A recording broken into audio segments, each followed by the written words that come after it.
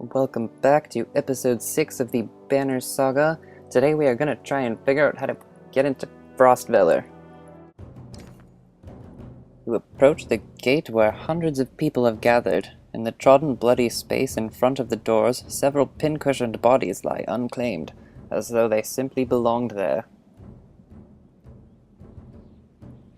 Archers up on the wall make it clear that nobody will be getting in. Men and women below intermittently call for mercy and reason, when they're not flinging stones and curses. Ivor, did you really expect to push these gates open, find out more from the crowd, shout at the guards, or leave the gates and try something? Ivor, did you really? I'm willing to try, grunts Ivor, despite sizing up doors that look like they could hold back an army.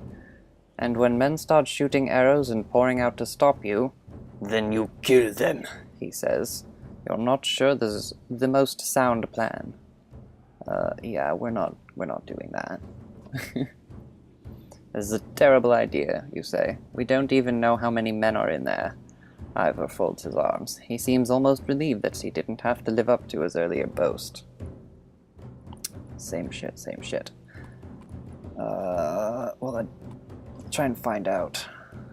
You spend an hour talking to different people who all have the same story. A couple days ago, the chieftain shot himself in, closed the gates, and refused any more refugees. They've got huge stores of supplies in there too, adds one man. They're just hoarding them, shout at the guards. Well, that seems to be working for everyone out there right now. Let's leave and try something else. You leave the crowd and head back down the hill. There are a lot of people gathered around the rest houses, says Oddleaf, pointing. Maybe we can find help there. You spend a whole day at the rest houses. Everyone gives you the same story. The chieftain just shut himself in the Great Hall and closed the gates. There are a lot of wounded people here, adds Alette. We could help them. The rest house is overflowing with refugees, the sick and the wounded, and the noise. Tend to the wounded, settle in for the long haul, rest for a day, leave and try something else. Fuck, let's tend to these fuckers. Alette and Oddleaf spend the day along with the others in your caravan treating the wounds, most of which came from the archers at the gates. I overheard from one woman that the city has been sending carts with food around. Could be a way in, Ivor replies. Next time they send the cart, we bring it back in. Oddleaf protests. Aside from leading to a fight, it would probably mean no more food for the refugees. Wait and ambush the next cart, wait and confront them, or leave the food cart alone. Let's just ambush it. Who cares? Yeah, let's ambush. You don't have to wait long. Early the next day, you spot a cart leaving the gates of the city. After they've thrown their scraps to the refugees, you make your move. It's fight time again. Guess I'll try to take out the right side of the enemy lines first. I don't know, I guess they surrounded me when I tried to attack the cart or something. But so far so good. Looks like Trigvi took out that archer in one hit, so we're on a roll. Well, I don't know if you can call one kill a roll, but we're going to be on a roll. I can almost guarantee it. Oh, what does this guy want? He wants to start a fight with Ivor. Alright, let's get Rook in there. Come on, Rook. Let's go hug Trigvi. He's your pal. Now, these guys are gonna come in for us too. Hopefully I can take out everybody on this side of the field before they get here. That was my original plan. And we do have Hogan and Mogan in our party now for fighting, so that's fun. On a side note, I have been playing Overwatch to try and get good at it, but I'm only level, 15 so far. And as of now, the game's pretty fun, but I have a couple issues with it. One of them being the matchmaking doesn't seem to work very well. Like, you either steamroll or get steamrolled. There's very few in between matches where it's like a good fight till the end of the timer. Hopefully that gets better when you get to a higher level or something, though. Maybe the computer will have more information to put you in a class. A skill class, if you will. And I did see a new sale on the PlayStation Store. All of the games that were at E3 last year are on sale now, so I saw Child of Light was like $5, so I might get that because I have not played that, and I kind of like the art style. It looks pretty nifty. Back to the fight, though. I read a little bit about Mogan and Hogan's skill while I was reorganizing my team, and it looks like that it hits, what, 4 or 5 times randomly on health or armor. So I probably should have used that right there, but I'm stupid. I'm not that good at this yet. Even though I've been playing for, what, like, over an hour now, almost 2, I think. Although, I mean, there hasn't been that many fights to actually practice on, so I could have gone into the training tent, but I didn't feel like it because I don't like training, and I don't like looking up things on the internet. I like it when the game can teach me how to play the game while I'm playing the game. That's good shit right there. Like, if you've ever played Rogue Legacy, yeah, the game forces you to be really shitty and weak at first, and that way you have to learn all of the enemy's attack patterns before you get strong and can one-hit stuff. It's actually a really good system, because when you actually are good and can one-hit stuff and you get to harder places, you notice that there's a difference in your skill level from when you started playing the game originally. Obviously, I've been playing Rogue Legacy for more than 2 hours like this game, so hopefully I can come up with some sort of strategy or way to do the fighting. I wonder what's actually up with the chieftain of Frostvellr, though. Did he actually lock himself inside the keep, or something fishy going on around here? I mean, the other chieftain at the very first village we started in seemed pretty concerned when other villages came to visit. So I feel like this guy, they said there was like 3 other villages that were super difficult to pronounce, but they're all in there, so yeah, I'm not getting a good feeling about this place. Refugees and all that jazz. This was an alright fight, though.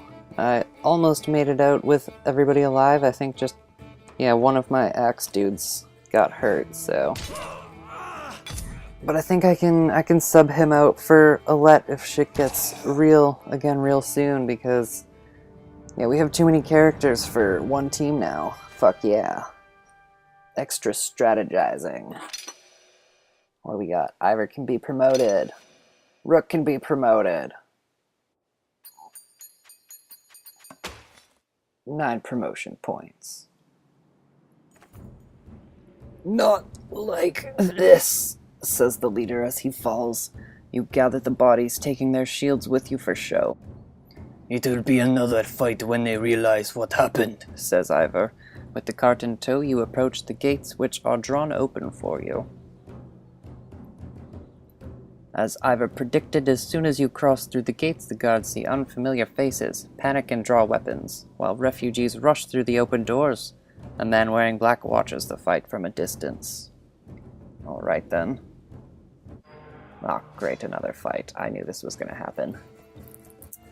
It's alright, we subbed in Alette like I said I would, because fucking Mogan or Hogan? I don't actually know which one of them got hurt, because they both look fucking identical. Identical. I am gonna try to do more run-throughs of Risk of Rain, though, for my channel here, because I am really enjoying that game, and I think I unlocked all of the characters yesterday. Yeah, I'm pretty sure I unlocked them all, so if anybody wants to see me play a specific character first, let me know. in the comments or something. Doesn't really matter how you let me know. Just let me know. But if nobody does let me know, then I'm just going to be an enforcer, because that would be the one after the commando. Although I might bring my friend Josh along and we can do some multiplayer.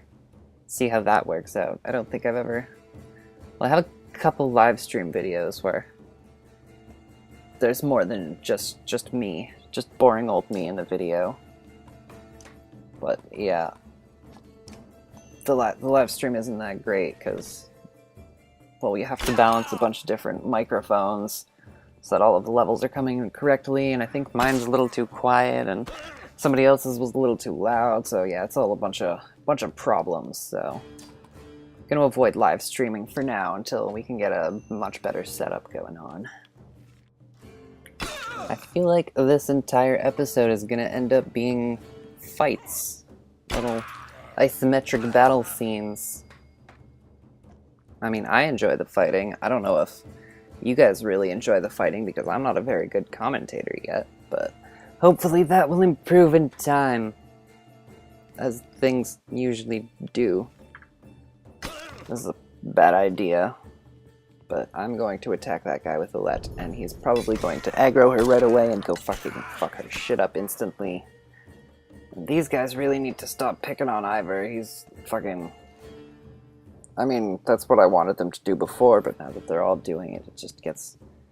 Oh, they're gonna kill him and I don't want him to die. That's what I'm saying. That's what I'm trying to say here. Trigvi, though, is able to fuck all of these guys up, which is fucking awesome. Never underestimate the power of a spear dude. By the way, a couple episodes ago, I said I was going to try a thing with Trigvi and Ivor, and it actually did work. I made the dude bleed with the spear, and then I pushed him back with Ivor's shield bash, and he took a damage for every square he slid. Maybe you saw it, maybe you didn't. I totally forgot to actually comment on it when it happened, but it happened and it worked, and I'm pretty excited about that, because that means there's probably a lot of other weird-ass combos that you can do with characters' abilities and shit, and that's exciting.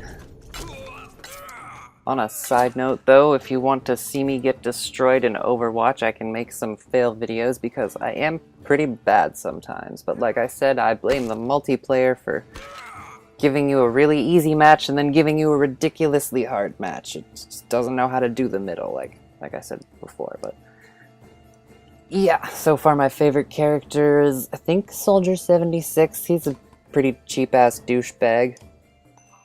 I'm refusing to play that Reaper guy, though, because he pisses me the fuck off, and I do not want to be one of those people who just fucking teleport. I don't know what it is about him, but I fucking hate him. He reminds me of Katarina from League of Legends, and I fucking hate that bitch, too. Who else do I like?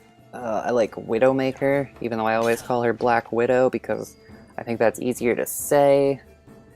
Even though you can change her skin and she isn't that dark sometimes. I think I unlocked the winter skin for her, which is completely white, so that it's not a Black Widow at all. I also like Pharah. She's pretty cool, jumping around with those missile launchers and blowing people the fuck up. I'm gonna keep practicing, though, because it is kind of fun, and I don't feel fair rating a game or saying that it's a bad game when I haven't played it that much yet. I mean, I think overall I might have like 10 hours of playtime, but that's not enough to have a good impression of a game. Like, if I were to tell somebody else that they should or shouldn't buy it, I've only actually played it for a fraction of the time that they're probably going to be playing it for, so my opinion of the game right now is not very important to most people. It is fun for the most part, though. I heard somewhere, I think the Blizzard employees or whoever, when they were making the game, whenever something wasn't fun, they just decided to take it out because their motto for making the game was everything must be fun as hell. But there are a couple things that aren't fucking fun as hell, like, what's his face? Junkrat's Ultimate, where he rolls that fucking tire in and blows everybody up. Fucking... I don't know if that should one-hit the super squishy people. It just seems so no skill to me. I hate it so much. Ugh. As a whole, though, it's a pretty fun game, and the fact that you can switch your character in the middle of a round is awesome, because one of the worst parts about League of Legends and Battleborn and all those other ones is that once you pick the character, you're fucking locked into that character for 30 minutes to an hour, depending on what fucking game you're playing. And it can be pretty fucking tedious. Every character definitely feels pretty different to play, though, and I think I heard somewhere that you can, like, level your account up, like, over 1900 times. They have, like, some sort of prestige system, like Call of Duty, where you can, when you get to level 100, it pops you back down to level 1. I've never actually played Call of Duty myself, though, so who knows if I know what I'm talking about. Fuck me, though, like, everybody's wounded now. Ivor's down, Alette's down, Oddleaf is down. Just fuck me, man. Fuck me. We'll see how this goes in the next episode. Well, she can be promoted, though. That's good. Well, peace out, everybody. It's been a wonderful time, and I hope you all have a great evening, or afternoon, or morning, or whenever you're watching this.